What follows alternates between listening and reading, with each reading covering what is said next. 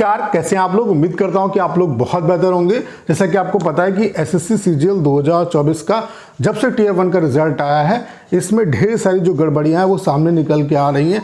अब मैक्सिमम जो टीचर हैं उन्होंने सपोर्ट किया है। तो सबसे पहले जितने भी टीचर जिन लोगों ने सपोर्ट किया है, जितने भी और भी छोटे छोटे जो चैनल थे जिनके उन्होंने भी सपोर्ट किया है, तो उन सबको दिल से धन्यवाद। बाकी कुछ यहाँ पे महानुभाव ऐसे भी हैं, उनका परसेंट बहुत कम है। एक दो लोग ऐसे हैं जो कह रहे हैं कि रिजल्ट बिल्कुल सही है, यहाँ पे कोई भी स्कैम नहीं हुआ है। जबकि इन टीचर्स ने एमटीएस में साफ एमटीएस के एग्जाम में, और एक दिन का पेपर भी पूर्णिया का कैंसिल हुआ था और पेपर में भी चीज़ें आई थी, तब किसी ने आवाज़ नहीं उठाई थी। वहाँ पे तो प्रूफ भी थे, तब भी नहीं कहा था। और यहाँ पर भी ये लोग कह रहे हैं कि कोई घपला नहीं हुआ है और जो है ईजिली, मतलब यहाँ पे जो रिजल्ट है वो बिल्कुल सही है।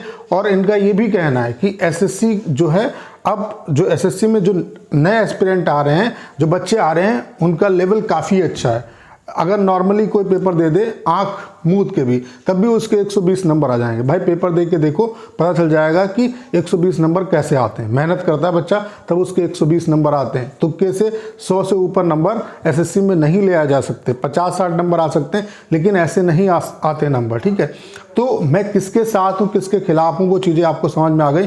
तो ये जो महाशय ये कह रहे हैं कि पेपर का जो रिजल्ट जो आया है सीजीएल का बिल्कुल सही है, इसमें कोई भी गड़बड़ी नहीं है। कंपटीशन बढ़ गया, लड़के उतने नंबर लेके नहीं आ पाए। जो लड़के फेल हुए ये उनकी गलती है। जबकि ये जो सर हैं, आपको पता है कि हर एक, मतलब इनकी जितनी तारीफ करो उतनी कम है। अब देखो, कमियां हर इंसान में होती, लेकिन हमेशा आपने देखा होगा कि इन्होंने जो भी राइट इशू है उस पर हमेशा बच्चों का सपोर्ट किया। चाहे 2017 में जो चीज़ें हुई थी उसमें, या कभी भी जो चीज़ें इशू हुआ है उसमें इन सर ने हमेशा सपोर्ट किया है। ठीक है, और जितने भी और भी टीचर हैं, 90% टीचर देख लो, वो यहाँ पे सपोर्ट में। अब ये जो सर हैं वो कह रहे हैं, अब मैं नाम नहीं लूँगा, आप समझ जाएंगे। ये सर कह रहे हैं कि कोई स्कैम नहीं हुआ। आप एसएससी का कोई भी रिजल्ट उठा के देख लो, आपको मतलब कहीं कहीं पे भले ही मुश्किल से ही दिखेगा कि सीक्वेंस में मतलब जो रोल नंबर हैं वो होंगे। बाकी ये rare of the rare case है कि सीक्वेंस में आपको रोल नंबर सेलेक्टेड मिलेंगे, बाकी ऐसा कभी नहीं होता। और यहाँ पे जो अभी रिजल्ट आया, यहाँ पे लगातार जो बच्चे हैं वो सिलेक्ट हुए हैं, लगातार बच्चे सेलेक्ट हो रहे हैं। और कहना ये भी है कि एक पार्टिकुलर कैटेगरी के बच्चे सेलेक्ट हुए हैं, तो ऐसा नहीं है। मैं अभी आपको दिखाऊंगा कि अदर जो कैटेगरी हैं उनके भी एस्पिरेंट लगातार सीक्वेंस पे सेलेक्ट हुए हैं। जैसे कि आप ये देख सकते हैं, ये जो रोल नंबर की सीरीज है 2201, 4205, यहाँ पे जो है इस सीरीज के इतने एस्पिरेंट आप देख सकते हैं लगातार 95, 96, 97, 99, 2, 4, 6, 7, 8, 10, उसके बाद 14, 17, 18, 21, 22, 23, 24, 27, 29, 32, 33, 34, 35, 38, 39, 41, 47, 48, 50, 52। भाई ये क्या है, लगातार इतने बच्चे सेलेक्ट हो रहे हैं इस सीरीज से। आप देख सकते हो इस सीरीज का मतलब है कि ये पार्टिकुलर एक ही सेंटर के हैं। तो यहाँ पे अभी हमारी कुछ मांगे भी हैं, उन पर भी बात करेंगे। उसके अलावा ट्विटर कैंपेन भी हम लोग करने वाले और लगातार ये चीज़ें करेंगे। बाकी आप अभिनय सर को फॉलो करते रहो, वो इसमें हम लोगों का बहुत अच्छे तरीके से साथ दे रहे हैं। और हम जितने भी टीचर कम्युनिटी हैं सब आपके साथ है। ठीक है, गड़बड़ियाँ हुई हैं भाई, और इससे नकारा नहीं जा सकता। ठीक है, उसके अलावा आप ये देख सकते हैं, प्रूफ मैं आपको दिखा रहा हूँ कि आप कह रहे हैं कि मतलब लगा जो यहाँ पे है कोई स्कैम नहीं हो। आप यहाँ देख सकते हैं 24, 25, 26, 32, 76, 77, 78। उसके अलावा जो कैटेगरी वाला रोना बोया जा रहा है कि मतलब सेम कैटेगरी के बच्चे हैं, तो आप देख सकते हैं यहाँ पे कैटेगरी अलग अलग है। आप एक कैटेगरी भी देख सकते हैं 9216106011, ये अलग अलग कैटेगरी के बच्चे हैं। अब सीक्वेंस देखो इनका 83, 84, फिर 16, 17, 18, 30, 31, 35, 38, 50, 51, 56, 78, फिर यहाँ पे 25, 26, 28, 30, 32। ये क्या है भाई, ये क्या, इसे भी आप गलत कहोगे। यहाँ पे आप देखो अलग अलग कैटेगरी है, वहाँ पे कैटेगरी भी आप देख सकते हैं, ये मेंशन है आपकी। ठीक है, यहाँ पे आप देखो, यहाँ पे आप देख सकते हैं यहाँ पे 85, 87, 88, 89, 91, फिर यहाँ पे आप देख सकते हैं 17, 18, 19। ये क्या है, इसे आप स्कैम नहीं कहोगे तो क्या कहोगे। आप 22 का रिजल्ट उठा के देख लो, 23 का उठा के देख लो, आपको rare of the rare case में ये मिलेगा कि 2 रोल नंबर मतलब सीक्वेंस में हैं जो सेलेक्ट हुए हैं।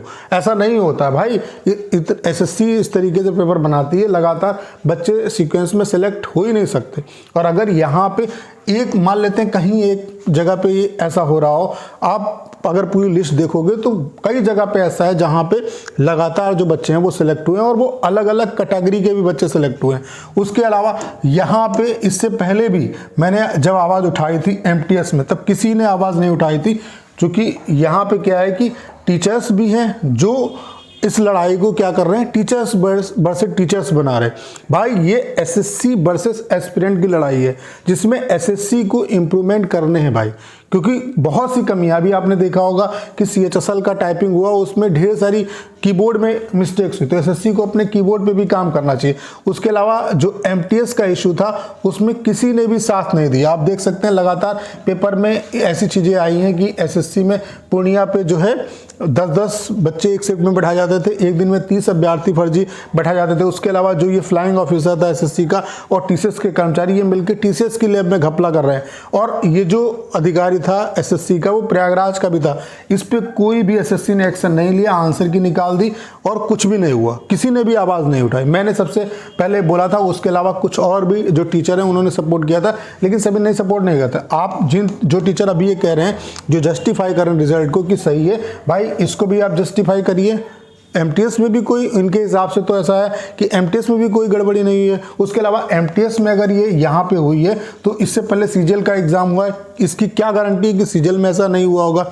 तो हमारी मांग क्या है? एक्चुअल में हमारी मांग ये नहीं है कि दोबारा एग्जाम हो, हमारी कुछ निश्चित मांगे हैं और बहुत ज़्यादा मांगे भी नहीं। हमारी डिमांड क्या है कि सबसे पहले एसएससी जो है वो मार्क्स पब्लिक करे। उसके अलावा ये सेंटर भी बताइए, मतलब जो बच्चे हैं वो किस सेंटर से उन्होंने एग्जाम दिया है। बाकी मार्क्स पब्लिक करेंगे तो हमें पता चल जाएगा कि क्या मामला क्या है। उसके अलावा ये नॉमिनेशन का खेल भी यहाँ पे पकड़ में आ जाएगा जब मार्क्स पब्लिक होंगे, कि सेम शिफ्ट का देख लेंगे कि एक ही बच्चे को बराबर बेनिफिट मिला है या अलग अलग बेनिफिट मिला है, क्योंकि नॉमिनेशन के नाम पर भी बहुत बड़ा घपला चल रहा है। अभी आप देख रहे होंगे कि बिहार में इसके रिगार्डिंग बहुत अच्छा प्रोटेस्ट हो रहा है, ठीक है। तो नॉमिनेशन का एक्चुअल में फार्मूला आपका क्या है, इसको आपको एक्सप्लेन करना होगा, ठीक है। उसके अलावा मेंस जो एग्जाम है भाई, मेंस में भी हमें नॉमिनेशन का पंगा नहीं चाहिए। मेंस का एग्जाम आपको एक दिन में कराना होगा, आप कैसे भी कराएं, आपको वो चीजें करनी होंगी, ठीक है। उसके अलावा रिजल्ट आपको रिवाइज करना होगा, जहां जहां पे भी आपको लग रहा है, एसएससी के पास सारा रिकॉर्ड है, जहां जहां पर भी आपको डाउट लग रहा है उनका रिजल्ट आप रोको और रिवाइज जो रिजल्ट है वो आप पब्लिक करो।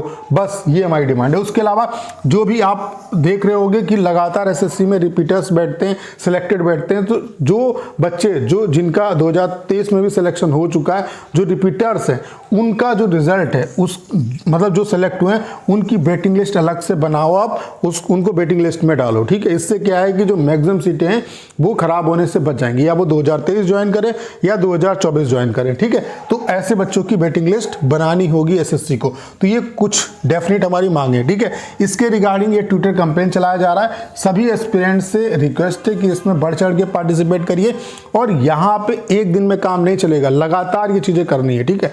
तो पहला जो हैशटैग है, और यहाँ पे कोई भी अंडरस्कोर नहीं है, पहला है हैशटैग रिवील एसएससी मार्क्स, ठीक है। उसके अलावा यहाँ पे ये चीज देख लो आप, ठीक है। इसी तरीके से आपको ट्वीट करने हैं और ज़्यादा रीट्वीट भी करने हैं। उसके अलावा ट्रांसपेरेंसी इन एसएससी, और अगला हैशटैग है एसएससी वेटिंग लिस्ट। ये 3 हमारी मांगे हैं और इसके रिगार्डिंग ट्विटर कैंपेन हम लगातार मतलब चलाएंगे। उसके अलावा जो अभिनय सर अभी गाइड करेंगे या और भी जो टीचर कम्युनिटी है वो जो गाइड करेंगे, उसके रिगार्डिंग जो भी अपडेट होगा मैं भी आपको देता रहूँगा। तो मेरी साइड क्या है वो आप समझ गए होंगे कि मैं किसके साइड हूँ। जो 90% लोग जिस साइड में हैं मैं भी उसी साइड में, और जो 1% 2% लोग जो अपने आप को मतलब जस्टिफाई कर रहे हैं, रिजल्ट को बता रहे हैं कि सही है, एसएससी के साथ है, भाई मैं उनके खिलाफ हूँ, ठीक है। तो उम्मीद करता हूँ सारी जानकारी आप बहुत अच्छे तरीके से समझ पाओगे। इस वीडियो को ज़्यादा से ज़्यादा शेयर करिए और इसमें बढ़ चढ़ के पार्टिसिपेट करिए। और यहाँ पे ये लड़ाई जो है वो टीचर्स वर्सेस टीचर नहीं है, ये जो लड़ाई है वो एसएससी वर्सेस एस्पिरेंट है।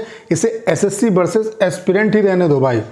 और कोई भी टीचर इसे पर्सनल ना ले। सभी जो टीचर्स है अल्टीमेटली जो उनका उद्देश्य है वो स्टूडेंट की भलाई कर रहा है, तो भाई स्टूडेंट के साथ सही होना चाहिए। उसके अलावा स्टूडेंट भी क्या है, उसमें भी कई गुटों में बटे हुए हैं। कुछ जिनका हो गया है वो सोच रहे हैं कि हमने प्री क्वालिफाई कर लिया। भाई अभी मेंस में भी गलतियां हो सकती, गड़बड़ियां हो सकती हैं, ठीक है।